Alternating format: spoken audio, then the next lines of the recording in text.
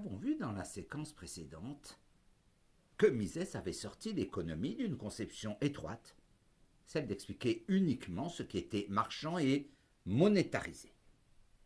Mises avait compris que le territoire d'investigation examiné par l'économiste concernait donc l'individu en train d'agir. Mais alors pourquoi serait-il rationnel, soucieux de ses intérêts, capable de choix, d'anticipation quand il s'agit du domaine marchand?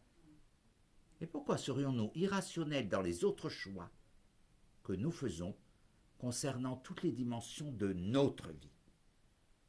Il y avait une anomalie qui n'avait pas échappé à Mises, mais curieusement, quand on feuillette l'action humaine, tous les chapitres portent sur l'action des individus dans leur choix marchand monétarisé.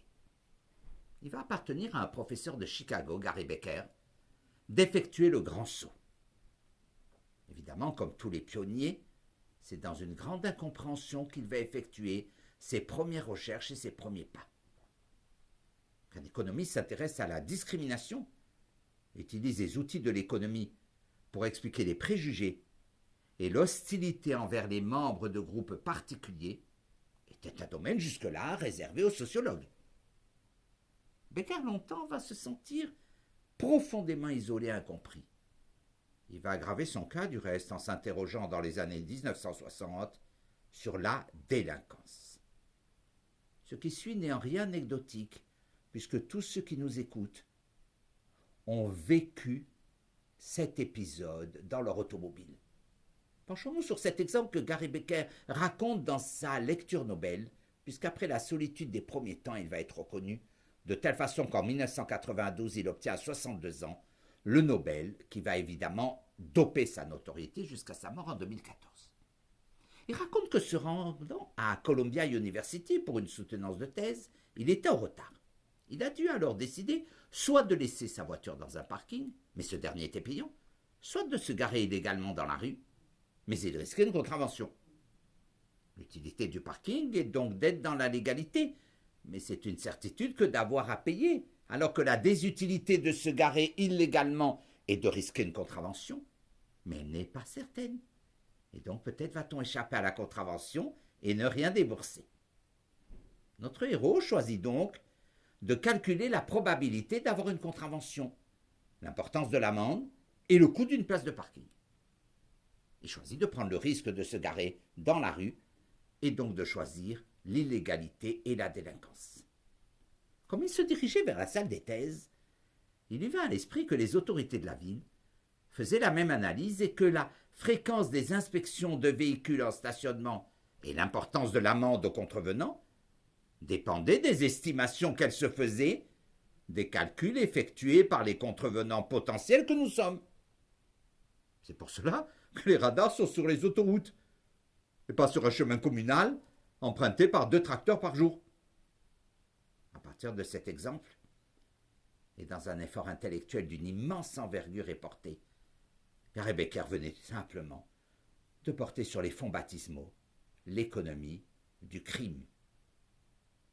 Loin de s'arrêter dans l'exploitation de ce filon scientifique, il va multiplier les travaux sur l'investissement capital humain, puis dans son gigantesque ouvrage A Treatise on Family, il va s'interroger sur les raisons rationnelles qui expliquent l'association entre des êtres humains, l'élargissement de la famille ou son éclatement. Bien d'autres domaines sont abordés par Gary Becker, dont le projet scientifique n'est toujours pas compris par certains aujourd'hui et caricaturé malheureusement par beaucoup d'autres.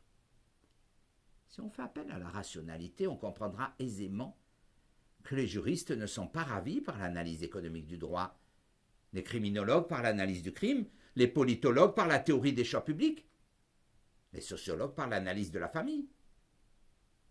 La virulence des attaques que Gary Becker subit jusqu'à sa mort et que continuent à subir des économistes qui s'intéressent au domaine non marchand au sens classique du terme trouve évidemment son origine dans le fait que les disciplines concernées voient arriver jusqu'à leur disparition possible avec l'inquiétude de tout individu qui défend son territoire.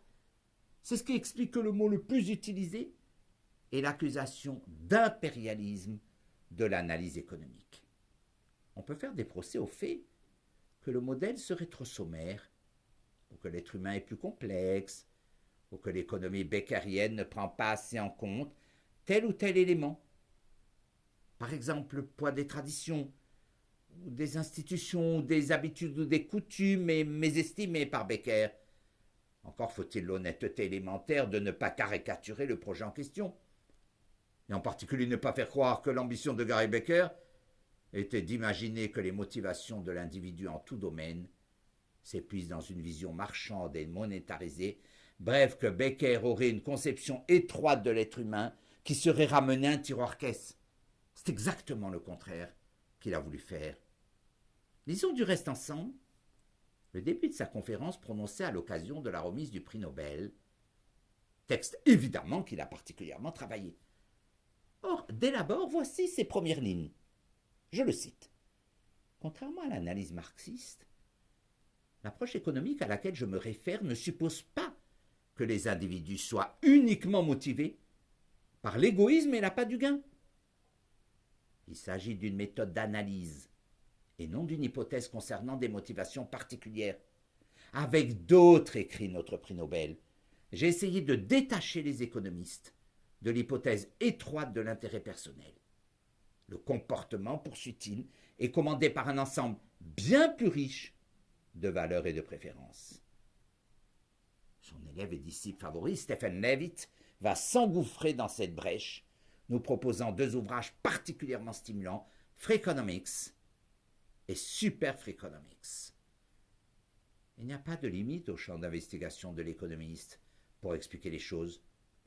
Si on dispose d'un modèle explicatif suffisamment fécond, simple et performant, on peut alors expliquer tous les comportements humains, marchands et non marchands. L'économiste alors, n'ayant plus de limites, issu du découpage disciplinaire, va gambader, si vous m'autorisez l'expression, sur tous les sujets qui lui semblent d'inintérêt. Alors, de l'analyse économique du crime à celle de l'éducation, de l'économie de la santé à celle de la famille, de l'économie des musées à celle de la défense, il ne connaît plus de frontières. Une des extensions les plus remarquables est certainement la théorie de la décision publique, qui fera l'objet de nos dernières séquences. Nous allons donc ici et maintenant nous contenter volontairement de deux exemples que vous croirez extrêmes, mais qui vont vous permettre de mesurer ou pas le sérieux de cette approche. Il serait sans doute trop facile de choisir l'analyse économique du droit, domaine désormais stabilisé et connu depuis les travaux pionniers il y a un demi-siècle d'un certain Richard Posner. Prenons donc deux exemples situés aux frontières extrêmes de l'analyse économique pour que vous puissiez mesurer vous-même l'intérêt ou non de la méthode. Le premier est relatif à la piraterie, le second un domaine plus classique et plus ancien qu'on ne le croit souvent, c'est-à-dire l'analyse économique de la religion. Si vous le voulez bien, nous allons dans deux séquences successives prochaines expliciter ces deux exemples.